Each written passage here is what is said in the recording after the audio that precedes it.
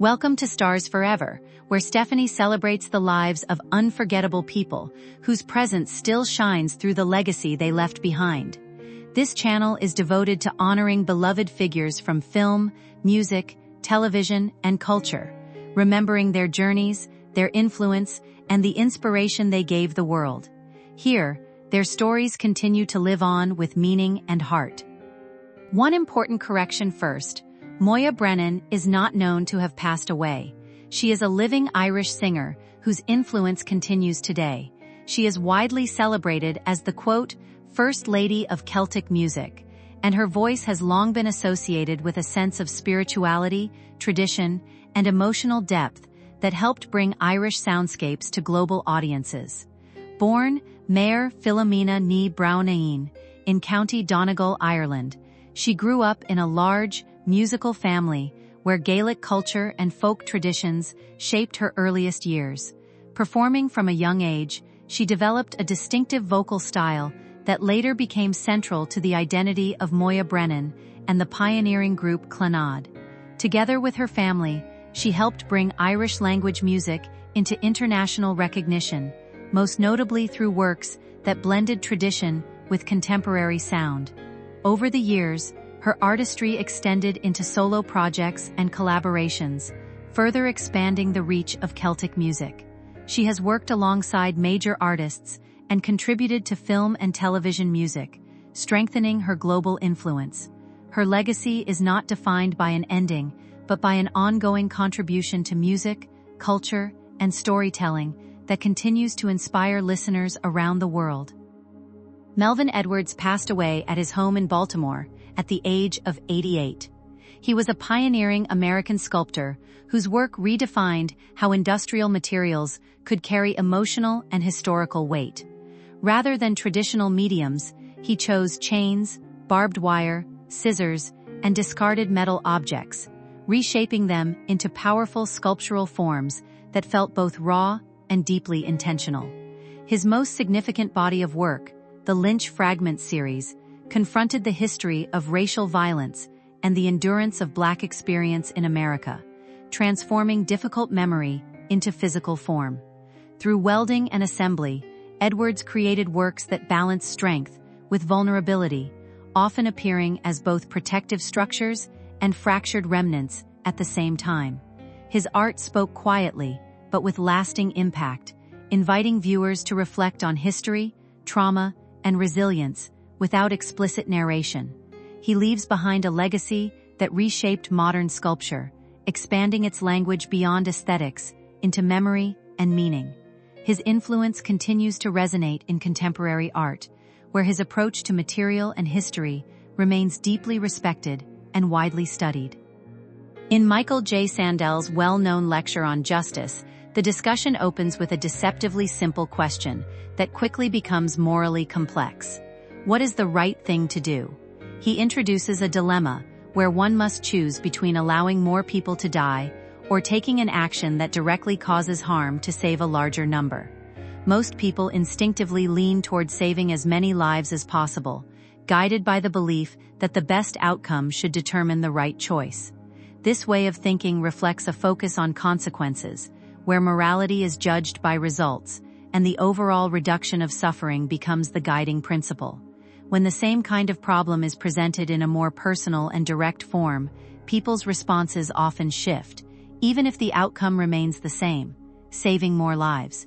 Many feel uneasy about actively causing harm to an individual. This reaction reveals that moral judgment is not based solely on numbers or outcomes. The nature of the action itself, especially when it involves intentional harm, carries moral weight that cannot be ignored. In such moments, people sense that certain actions may be wrong, regardless of the benefits they produce, suggesting that intent and principle matter just as much as results. From this tension, two major approaches to ethical thinking emerge. One is consequentialism, where the morality of an action is determined by its consequences and overall impact. The other is based on duty and moral rules, which holds that some actions are inherently right or wrong, no matter what outcomes they produce. These frameworks often lead to different conclusions when applied to real-world dilemmas, especially those involving life and death decisions. Sandel's broader point is that moral reflection is not meant to provide easy answers, but to sharpen our understanding of why we believe what we believe. By engaging with difficult questions and examining our instincts, we begin to see the deeper values that guide human judgment, even when those values conflict with one another. Justice is often explored through moral dilemmas that challenge how we decide between right and wrong. One of the most famous examples is the question of whether it is acceptable to sacrifice one life to save many others when no alternative exists. These thought experiments are designed to reveal how people balance emotion, logic, and ethical principles. In the trolley problem, an out-of-control trolley is heading toward 5 workers on a track. You can divert it onto another track, but that would result in the death of one person instead. Many people choose to switch the track, believing that reducing total loss of life is the most reasonable outcome. Others disagree, arguing that actively causing harm to an individual cannot be justified, even for a greater good. A variation of this scenario places a person on a bridge, where pushing someone onto the track would stop the trolley and save 5 lives. Despite a similar outcome, most people refuse, showing a strong moral difference between direct action and indirect consequence. Similar tensions appear in medical ethics, where decisions may involve prioritizing patients, or, in extreme theoretical cases, sacrificing one to save several. Historical cases of survival at sea further complicate these questions, raising issues of desperation and consent. These dilemmas highlight the contrast between utilitarian thinking, focused on overall outcomes, and duty-based ethics, which emphasizes moral rules regardless of results. Ultimately, they show that justice is rarely simple and often depends on how we interpret responsibility and human life. Daryl Sheets, widely known for his long-standing role on Storage Wars, has passed away at the age of 67. He was discovered at a residence in Lake Havasu City, Arizona, in the early hours of April 22. Authorities have confirmed that the circumstances are still under review, with further information expected from the Mojave County Medical Examiner's Office. His passing brings a quiet close to the life of a television personality who remained a familiar face in reality entertainment for more than a decade. Before fame, Sheets spent over 30 years working in storage auctions, a fast-paced and uncertain world where experience and instinct often decided outcomes. Nicknamed the Gambler, he became known for his fearless bidding style and willingness to take risks in search of unexpected finds. His reputation in the field was built on both intuition and persistence. When Storage Wars premiered in 2010, he quickly became one of its standout figures. His bold personality and sharp eye for valuable items made him a central presence on the show, helping turn storage auctions into mainstream entertainment. Beyond television, he was also a devoted family man, often speaking about his bond with his son Brandon and his long-term partner. Sheets is remembered for his energy, authenticity, and lasting impact on reality television. John Travolta's career is often told as a sweeping Hollywood arc of extraordinary highs and difficult lows, a story that spans television fame, cinematic breakthroughs, public reinvention, and personal challenges lived partly in the public eye. From his early rise as a charismatic young performer in the 1970s to his status as a global movie star, and later to his celebrated comeback in the 1990s, his life reflects both the rewards and volatility of entertainment stardom. At just 23, he became one of the defining faces of a cultural moment shaped by disco and youth cinema, and soon after, he transitioned into one of Hollywood's most recognizable leading men. Yet like many long careers in film, his journey was not linear. It included periods of critical backlash, box office disappointments, and quieter years away from the spotlight. What makes his story compelling is not only the fame itself, but the way he repeatedly redefined his place in the industry. This narrative explores those phases, tracing how talent, timing, and resilience intersected across decades of changing cinema. His story therefore serves as a lens into Hollywood's changing eras and the pressures placed on enduring celebrity over time and identity within fame. Early life in Englewood. John Travolta was born in Englewood, New Jersey, into a working-class family where creativity and discipline existed side by side. His father worked in tire sales, while his mother, who had experience in acting and teaching drama, introduced children to performance and storytelling from early age. Growing up in a household with multiple siblings, he was surrounded by constant activity, conversation, and encouragement to express himself. Although the family did not have significant financial resources, there was a strong emphasis on imagination and participation in the arts. His mother often organized small performances at home, helping her children explore music, movement, and acting in informal but formative ways. Travolta showed an early interest in dance and stage performance, participating in school and local theater activities. By adolescence, he was already considering a professional path in entertainment. At 16, he made the decision to leave formal schooling to pursue acting opportunities in New York City. This step marked a significant transition, moving from a structured suburban upbringing into uncertainty of performing arts world, where competition was intense and success far from guaranteed. His early exposure to theater and music laid a foundation that would later shape his approach to performance and discipline deeply. Early struggles in New York City.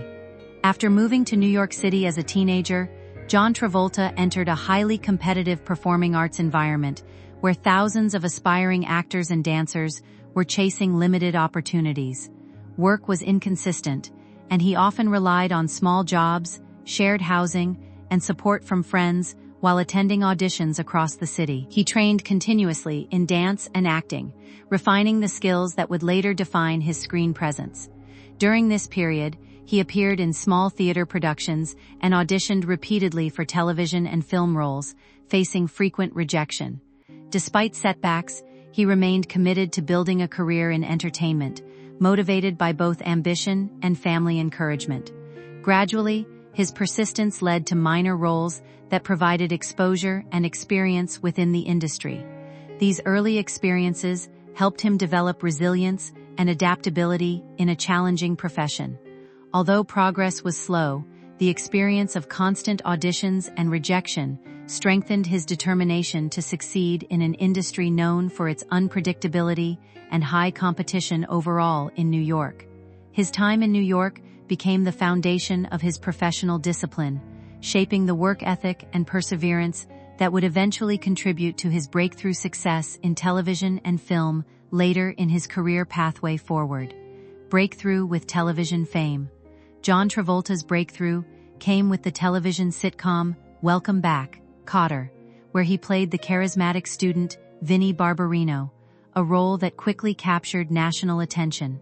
The character's humor, charm, and confidence made him an instant favorite among audiences, particularly younger viewers. Within a short time, Travolta became one of the most recognizable faces on American television. His popularity extended beyond the show, leading to magazine features, fan clubs, and public appearances across the country. This sudden fame transformed his life, shifting him from struggling actor to national celebrity almost overnight. Despite the success, Travolta remained focused on transitioning from television to film, seeking more substantial roles.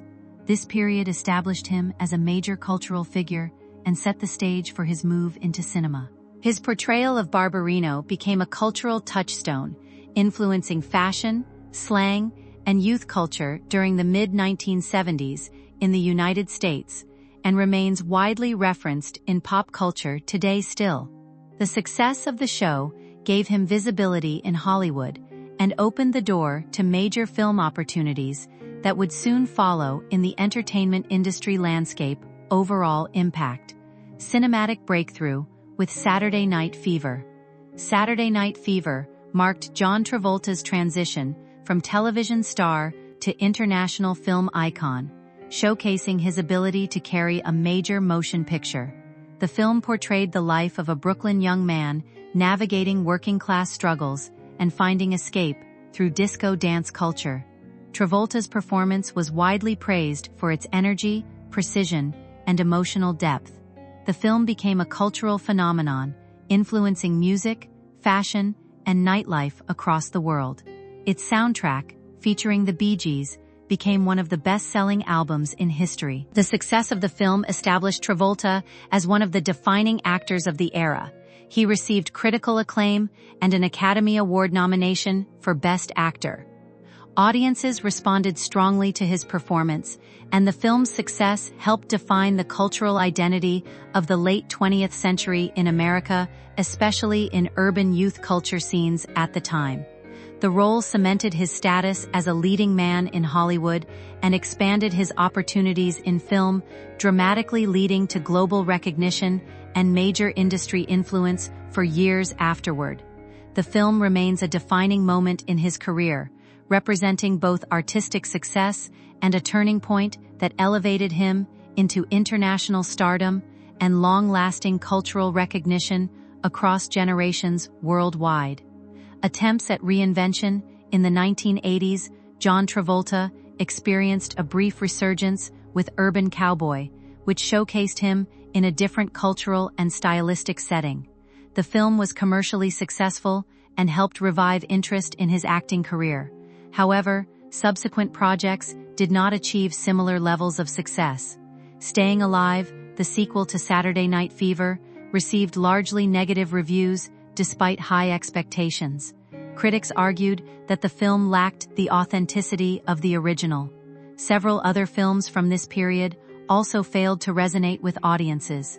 Despite inconsistent critical reception, Travolta continued to work steadily in Hollywood, taking on a range of roles that varied widely in tone and genre across different productions over time period. His efforts reflected a determination to remain relevant in an industry that was rapidly evolving during the 1980s, while he navigated changing audience expectations carefully within entertainment industry context globally.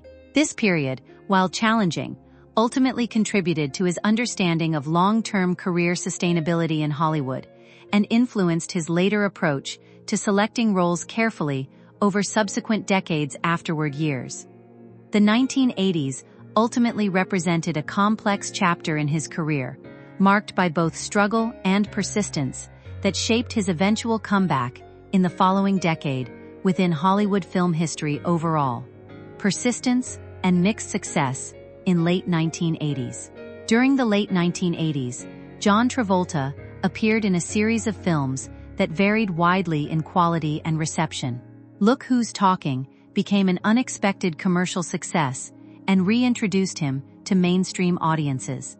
Despite this success, he was still struggling to fully re-establish himself as a leading dramatic actor. Many of his other projects during this time did not perform well critically or commercially. The industry perception of him remained mixed throughout this period. Despite inconsistent reception, Travolta continued accepting roles in both comedy and drama, maintaining a steady presence in Hollywood productions during this overall career phase. He worked with various directors and explored different genres, attempting to broaden his acting range and professional opportunities within evolving Hollywood industry system contextual shift.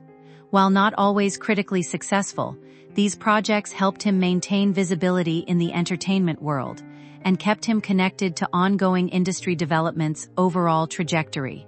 His resilience during this period contributed to his later ability to stage a successful comeback in the 1990s, which reshaped his long-term career path significantly. This era reflects the challenges of sustaining fame in Hollywood for many actors' overall indeed legacy. The Tarantino revival and career resurrection. In 1994, John Travolta experienced a major career revival with Quentin Tarantino's film Pulp Fiction. The role of Vincent Vega reintroduced him to global audiences and critics in a powerful way. Tarantino specifically cast Travolta after expressing admiration for his earlier work. The film became a critical and commercial success, earning multiple Academy Award nominations. Travolta's performance was widely praised and marked one of the most celebrated comebacks in Hollywood history. The iconic dance scene with Uma Thurman became one of the most recognizable moments in modern cinema and popular culture history overall. The film grossed over $200 million worldwide, establishing Travolta as a bankable leading actor again in international film markets globally. He received renewed critical acclaim and industry respect following the film's success, which significantly reshaped perceptions of his acting career overall impact. Following Pulp Fiction, Travolta's career regained momentum, leading to new opportunities in both mainstream and independent films across multiple genres later. The success of the film demonstrated the potential for career reinvention in Hollywood, regardless of earlier setbacks within entertainment industry context. It remains one of the most cited examples of a successful Hollywood comeback story in modern cinematic history. Overall legacy impact, family life, and personal tragedy. In the late 1990s, John Travolta and Kelly Preston built a family life centered around their children and shared values. Their son Jet faced significant health challenges from a young age, requiring ongoing care and support. The family largely kept their personal experiences private while managing public attention. In 2009, Jet Travolta passed away at the age of 16 while the family was on vacation in the Bahamas. The event was a profound loss for the family and deeply affected their lives. Travolta and Preston continued their careers while emphasizing family privacy and mutual support during difficult periods in later years together. The loss of their son was widely reported and acknowledged as a devastating moment in their personal lives together overall. In the years that followed, the family focused on healing and maintaining stability in their private life, moving forward gradually. Travolta has occasionally spoken about the importance of family and resilience in interviews over the course of years reflectively. Their family story is often described as one marked by both public attention and private challenges over time overall. Despite hardships, they remained connected as a family and continued their lives with resilience through ongoing support systems strongly. Legacy and enduring influence. John Travolta's career spans decades of transformation, resilience, and reinvention across film and television. From early fame to periods of decline and later resurgence, his journey reflects the volatility of Hollywood. He remains a significant figure in American cinema, known for both iconic roles and career longevity. His work continues to be studied and appreciated for its cultural impact. His influence is often associated with landmark performances that defined popular culture in the late 20th century, especially worldwide recognition. Throughout his career, Travolta demonstrated an ability to adapt to changing industry trends and audience expectations across multiple eras overall. His performances in both musical and dramatic roles contributed to a diverse and enduring body of work within cinema history. Even during periods of reduced visibility, he remained a recognizable and respected figure in the entertainment industry over decades globally. The story of his career illustrates both the opportunities and uncertainties of long-term success in Hollywood overall industry pattern. He continues to be regarded as an influential figure whose work has left a lasting mark on cinema worldwide impact. Overall, his career reflects the complexities of fame, resilience, and artistic reinvention across multiple decades in Hollywood history and beyond, ultimately.